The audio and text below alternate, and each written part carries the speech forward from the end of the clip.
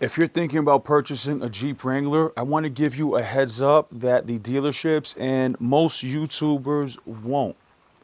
As a leading customer support specialist at JeepLeakFix.com, I talk to Wrangler owners every single day, and one of the most common things I hear is this.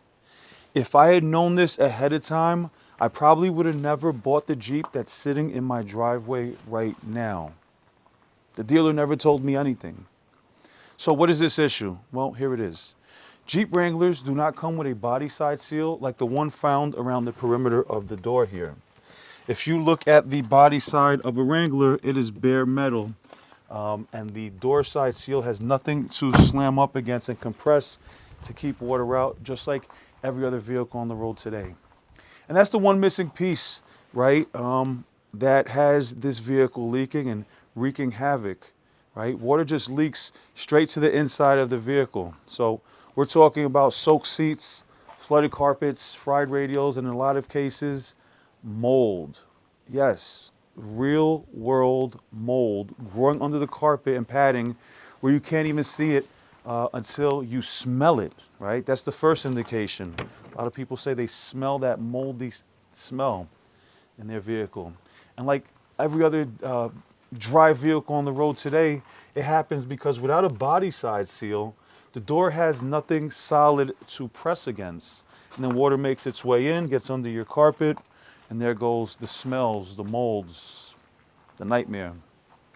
So when it rains or you go through a car wash, there's always going to be a tiny little gap that lets water sneak right in.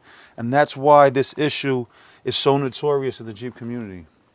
But the good news is that there's a fix, right? There's a full side body side seal kit that attaches to the body and gives the doors the seals that they need to actually work. And I'll drop the link for that body side seal kit in the description below. But you know, this is one of the things that Jeep should have done from the factory, right? Like, why do we have to deal with it? Well, it is what it is, right? And it's something every current and future Wrangler owner deserves to know before they get stuck dealing with a moldy, leaking interior, right? Every year Jeep Wrangler from the 80s to 2025 has this problem. So I just want to make you aware of this. Now that you know this, now here's the question. Would you still consider buying a Jeep Wrangler? Let me know in the comments if you'd install the body side seals yourself that would solve this problem.